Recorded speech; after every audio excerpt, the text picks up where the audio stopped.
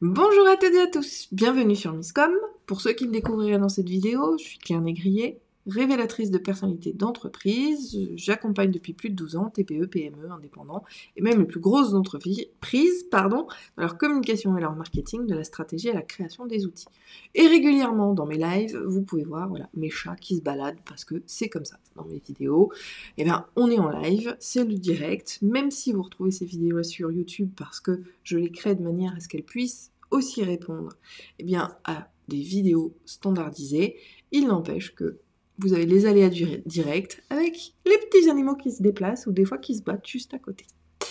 Allez, on arrête les tergiversations et on attaque le sujet. Cette semaine sur Misscom, on parle réseaux sociaux et cette notion stratégique par rapport à ce que l'on peut en attendre. On a déjà vu quel type de post marche, qu'est-ce qu'on peut attendre des réseaux sociaux depuis quelques temps, parce que la temporalité, elle est quand même subjective, qui est toujours le lien. D'accord ? Et donc, finalement, trouver des clients sur les réseaux sociaux, aujourd'hui, c'est un combat, c'est quelque chose qui va pouvoir se faire seulement dans certaines conditions.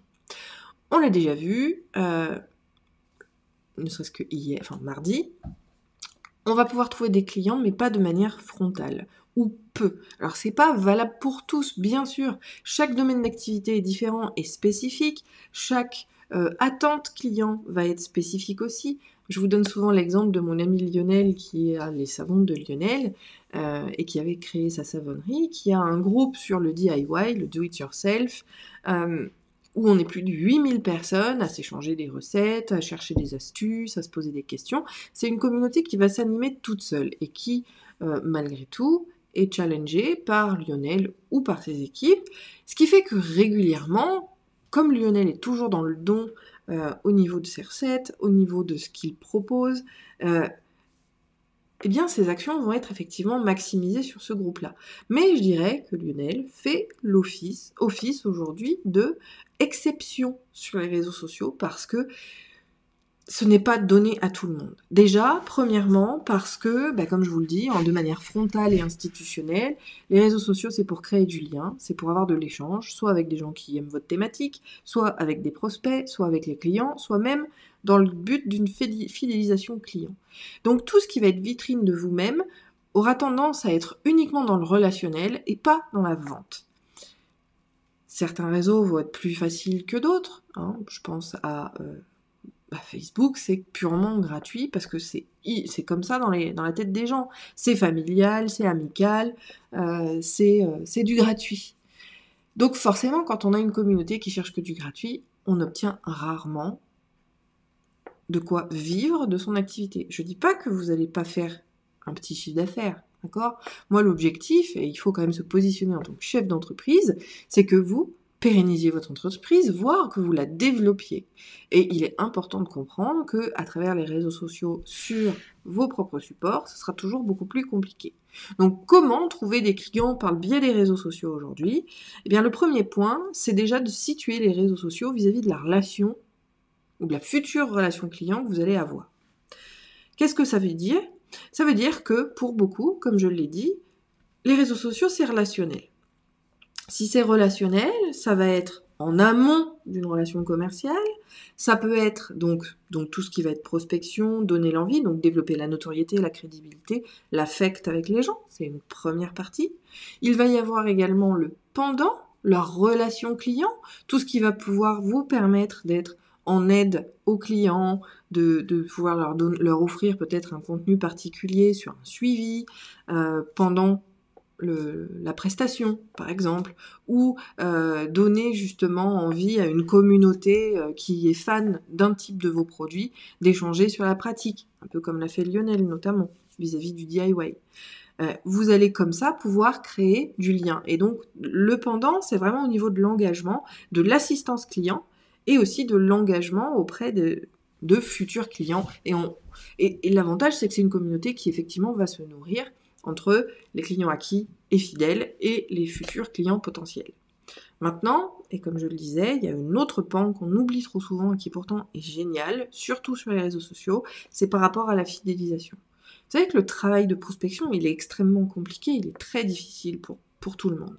Alors qu'il y a un pan stratégique qui est souvent oublié, notamment dans la communication, c'est celui de la fidélisation. Parce que un client content, c'est un client qui va revenir, et si votre produit ou votre service n'est pas fait pour fidéliser, enfin pour que quelqu'un en revienne sur ce produit-là, eh bien il aura quand même confiance dans les autres produits ou services que vous allez créer. Donc forcément, ça va être très intéressant pour le faire revenir. Autre point très intéressant en travaillant la fidélisation et donc le contact client, même après une prestation ou la vente d'un produit ou d'un service, c'est de garder le lien pour simplement avoir l'effet social proof. À la fois, eh bien, pour dire que vous avez une communauté de clients de temps, à la fois pour récupérer effectivement leurs témoignages, mais également par le biais de la recommandation. Je le dis alors, beaucoup moins souvent ces derniers temps, donc petit point de rappel, il n'y a jamais meilleur outil de communication que vos clients auprès de vos futurs clients, donc le bouche à oreille.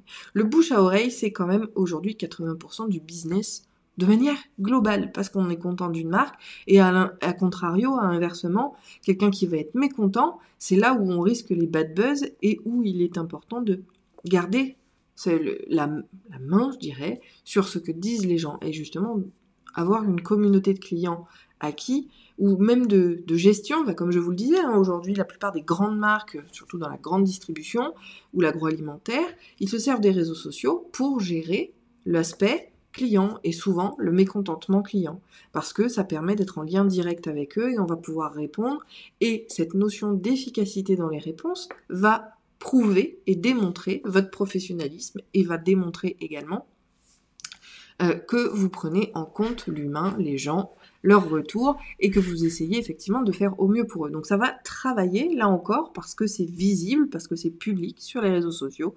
Ça va pouvoir aussi vous permettre de travailler votre image que de gérer les conflits clients. Alors après, je vous dis pas de le faire tout le temps, mais on a aussi ce pan-là qu'on peut exploiter vis-à-vis des réseaux sociaux.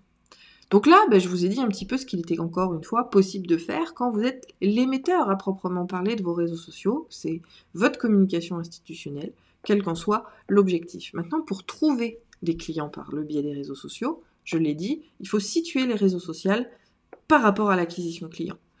Avant, les réseaux sociaux, c'était la fin du tunnel d'acquisition. On en a déjà parlé, mais je pense que c'est important de le répéter dans cette vidéo. C'est-à-dire que on arrivait sur votre site internet, on allait voir vos réseaux sociaux, on accroche avec qui vous êtes, ce que vous faites, comment vous le faites, on va prendre des informations, on va chercher à rentrer en contact avec vous, et les réseaux sociaux vont nous permettre de vous suivre, et puis finalement de passer à l'action si on achète ou pas le produit en fonction de ce que vous allez publier. Les réseaux sociaux, jusqu'à il y a 2 ans à peu près, étaient vraiment le bout du tunnel, c'est-à-dire que c'était vraiment là où on connectait avec nos futurs clients pour les amener à acheter nos produits et services, parce que c'est le côté humain qui leur manquait, le fait de rentrer en contact avec vous. Aujourd'hui, et merci Covid, merci digitalisation à outrance, merci les changements de paradigme et surtout d'utilisation et d'habitudes consommateurs, les réseaux sociaux, c'est plus du tout la fin du tunnel, c'est le début. C'est le début du tunnel d'acquisition. Donc c'est le développement de la notoriété, c'est le développement de la crédibilité de l'entreprise. Donc on est de fin de tunnel, forcément on passe à une communication début de tunnel. Alors il faut que je le fasse dans le sens inverse pour vous. Début de tunnel et fin de tunnel. Et aujourd'hui, on est au début du tunnel d'acquisition. Parce que les gens, ils vont vous chercher, s'ils vous cherchent sur Google, ils vont pas aller voir votre site internet en premier, ils vont aller voir vos réseaux sociaux. Vous ne savez pas si j'ai raison? Regardez-vous. Comment faites-vous? Qu'est-ce que vous faites, vous, quand vous cherchez, alors pour le coup, un client? On va d'abord chercher dans nos réseaux. Et nos réseaux, c'est sur les réseaux sociaux. On va poser la question, est-ce que vous connaîtriez quelqu'un qui fait ça? Du coup, on va aller chercher son profil, on va aller chercher de l'info sur lui, et enfin, si finalement, on a checké, on est OK, on va aller voir son site internet. Et c'est exactement la même chose vis-à-vis de Google. Alors, un peu moins quand même, puisque quand on arrive sur Google, on ne cherche pas quelqu'un nominativement, puisqu'on ne connaît pas. On va chercher une réponse à notre problématique, que ce soit sur un produit et un service. Et là, on va effectivement trouver les noms de certaines entreprises. Bien souvent, l'utilisateur va cliquer effectivement sur le lien du site en question, ou sur l'article, Et en fait, il va s'arrêter là. C'est pour ça qu'aujourd'hui, d'ailleurs, j'en parle souvent dans les statistiques, et quand on travaille sur les statistiques de son site web, pour moi, le taux de rebond n'est plus du tout une info, une data, un chiffre qui est pertinent par rapport à ça. Pourquoi ? Parce que le taux de rebond, pour le rappeler, c'est le fait qu'une personne va quitter votre site web sur la page sur laquelle elle est arrivée.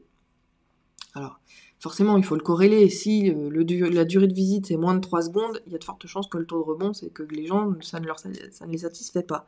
Mais de manière générale, et moi je le vis moi-même, avec plus de 100 articles de blog sur mon site internet, j'ai 1000 à 2000 visites par semaine, j'ai un taux de conversion très faible. Et j'ai un taux de rebond très important parce que les gens, quand ils recherchent comment créer son fichier presse, ils arrivent sur mon blog, ils trouvent l'article, ils ont l'information nécessaire, ils sont contents de cela, et du coup ils s'en vont. C'est parce que aussi, et c'est beaucoup cette notion-là, les gens sont contents d'arriver sur votre site. Et les recherches Google n'en font pas moins. Je lis un article sur les relations presse, et en bas, comme d'habitude, on scrolle, et soit en haut de la page, et ça reste puisque c'est fixe dans le UX design, soit c'est sur le bas de page. Quand on a cliqué, finalement, on voit les réseaux sociaux. Donc le réflexe, c'est quoi ? C'est d'aller voir les réseaux sociaux. Tiens, qu'est-ce qui se passe ? Et au final, le jugement et l'affect va être décliné. On va plus vous juger sur le contenu de votre site internet, mais on va vous juger par le biais de vos réseaux sociaux. Donc, cette notion-là, elle est super importante. On n'est plus sur l'entrée, l'arrivée, sur la sortie. C'est pas les réseaux sociaux qui vont permettre de passer à l'action. Les réseaux sociaux, ça va permettre de créer le lien avec les gens. Et c'est vraiment cet élément-là qui est très important. Parce que pour trouver des clients sur les réseaux sociaux, on va se recentrer sur notre thématique.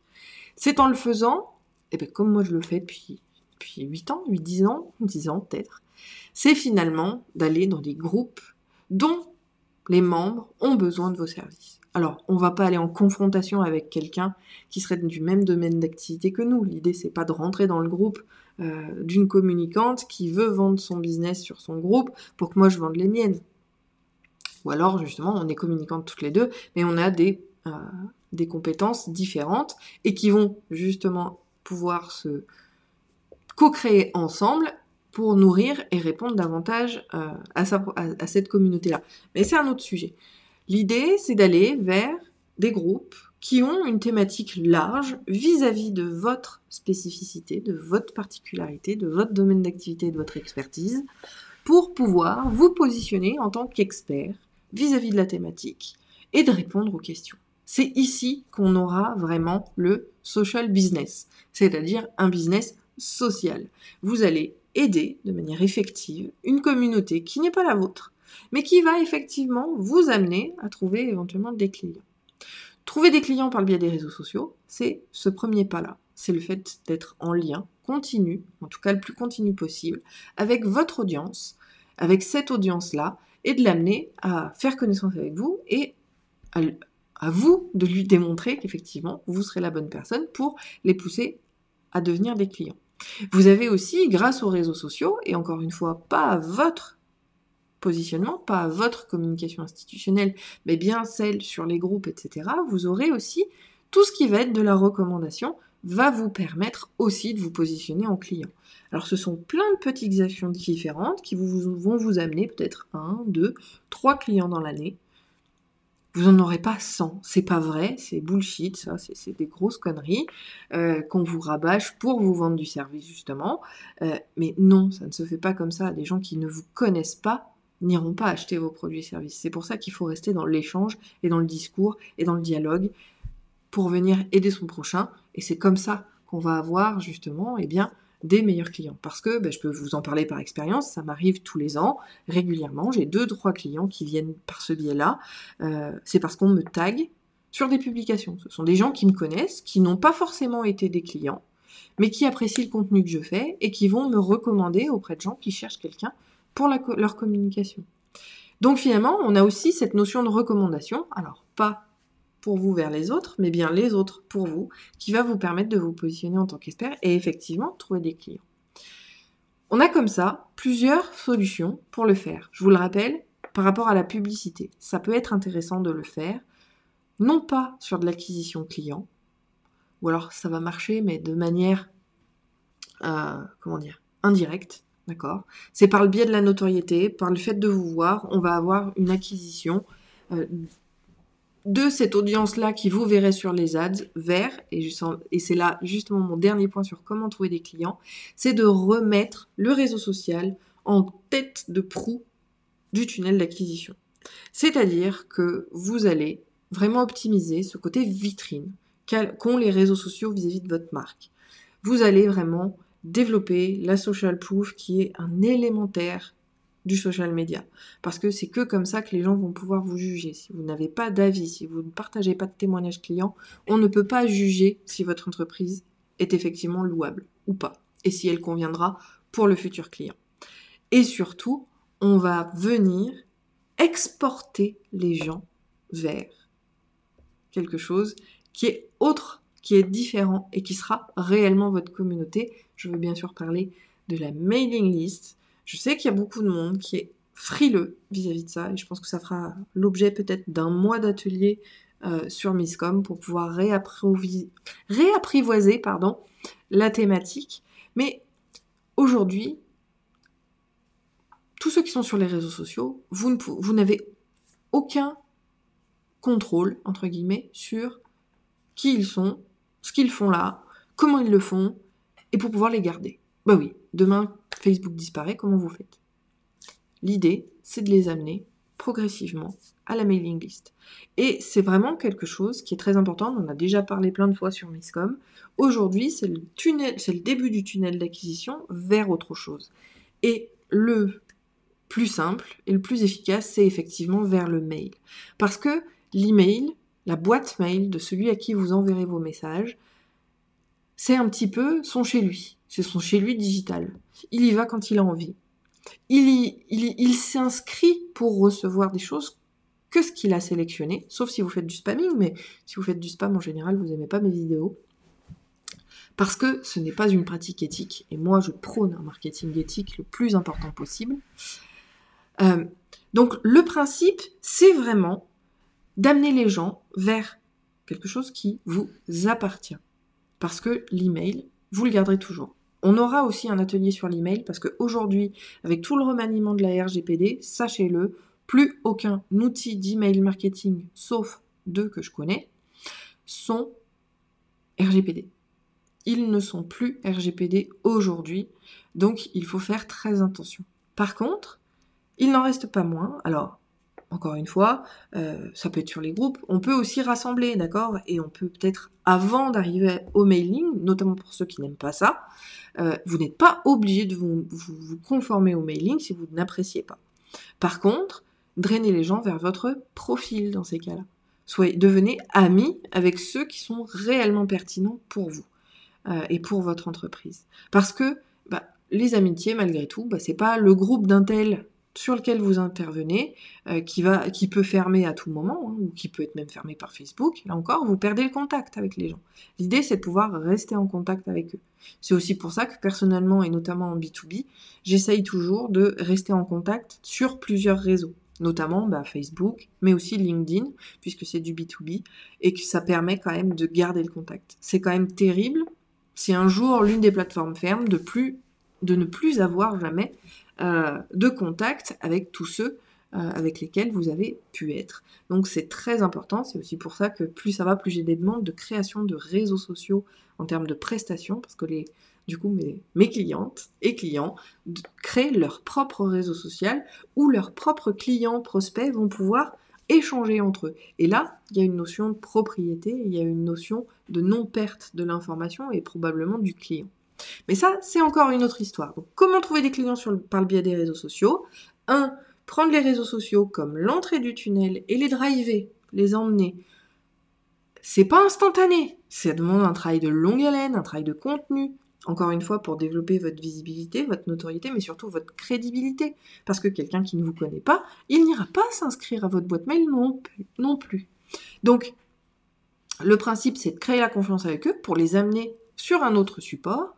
Éventuellement, comme je le propose, et ça c'est des idées qui me viennent comme ça en mode inspiré par la vidéo, hein, c'est de effectivement essayer de connecter avec eux sur 10, alors pas tous, ça sert à rien d'aller sur 10 réseaux sociaux différents, mais sur les plus pertinents, les plus judicieux, en fonction de votre objectif, d'aller vous connecter avec eux sur peut-être 1 ou 2 réseaux.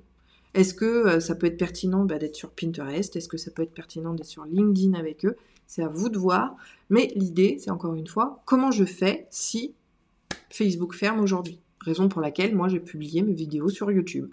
Comme ça, tout le monde peut les retrouver. Puis il y a aussi une notion que YouTube maintenant appartient à Google et que ça va booster mon référencement, même si c'est encore un autre sujet. Trouver des clients par le biais des réseaux sociaux, comme je vous l'ai dit, c'est surtout d'intervenir dans des groupes où vous aurez vos clients cibles.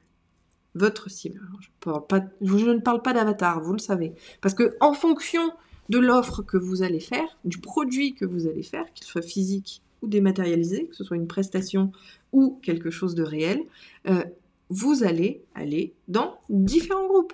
Si je veux, moi, alors c'est vrai que moi, je suis transverse et je gère la communication de manière globale, que ce soit la création des marques, les identités, la recherche de noms de la marque, la création du site internet, de tous ces supports de communication, je viens en aide aux entrepreneurs. Mais par exemple, je vais travailler avec des entrepreneurs en projet, sur la création à proprement parler. Je vais travailler avec des entrepreneurs qui ont, soyons honnêtes, trimé et qui n'arrivent pas à s'en sortir après 3-4 ans de subsistance, à essayer de tirer quelque chose de leur entreprise parce qu'ils se sont enfin rendus compte que la communication c'était quelque chose d'essentiel et donc on vient à y travailler de manière professionnelle. J'ai également, de manière très spécifique, des groupes dans lesquels je vais proposer notamment mes ateliers. On en a un cet après-midi, puisqu'on attaque les ateliers, on rattaque les ateliers Miscom, et aujourd'hui c'est le premier de l'année sur le webinaire. Il y aura bien d'autres, je vous le rappelle. Moi j'assume mon côté un peu spirituel, et j'adore les chiffres miroirs, donc ce sera tous les 11 et 22 de chaque mois que je souhaite mettre en place ces ateliers. Mais je vais aller les proposer seulement aux gens, et là c'est pareil, je rentre, vous voyez, on est toujours en entonnoir vis-à-vis de notre communication. Alors je vous dis les réseaux sociaux, après je vous parle d'aller sur des groupes qui sont pas le vôtre, et qui vont effectivement, sur lesquels vous allez pouvoir interagir avec des gens dont vous pouvez répondre aux problématiques, pour pouvoir vous présenter, développer votre crédibilité, et in fine leur proposer vos produits et services. Hop, on rentre encore un peu plus dans le détail. Et vous avez aussi la notion de support, vous aurez aussi cette notion de diffusion. Vous avez également, comme je le dis souvent, moi j'ai mes clients très fidèles aujourd'hui et qui sont ambassadeurs un petit peu de mon entreprise, qui adorent ce que je fais, qui vont eux-mêmes le partager. Donc l'idée, et petite astuce, et ce sera la dernière parce que je vois que le chrono tourne beaucoup, dans votre communication, demandez. Les gens ne le font plus parce qu'ils n'y pensent plus. Mais si vous dites, partagez, n'hésitez pas, si ça vous botte, si vous pensez que des gens sont intéressés par la thématique, partagez le sujet, partagez mon atelier, partagez ce que je vous propose. C'est ce que je fais aussi dans mes vidéos. Si vous connaissez quelqu'un chez qui ça peut faire sens et surtout aider dans l'entreprise, n'hésitez pas à partager cette vidéo parce que ensemble, on y arrivera toujours beaucoup mieux que si on diffuse tout seul. Une communication qui n'est pas vue est complètement inutile. Et ça va être valable partout, que ce soit sur les réseaux sociaux ou pas. Sur ces bonnes paroles, je vous souhaite un très bon appétit, une très bonne journée. Merci Marie-Hélène de ta présence. N'hésitez pas si vous avez des questions, surtout commentaires, messages privés. Sinon claire@miscom.fr. On se retrouve demain pour le question-réponse où je complète bien souvent la thématique de la semaine avec des choses qui me viennent de manière inspirée et que j'aurais pas dites dans mes vidéos précédentes. Je vous souhaite une très bonne journée, un très bon appétit, puis je vous dis à demain sur Facebook.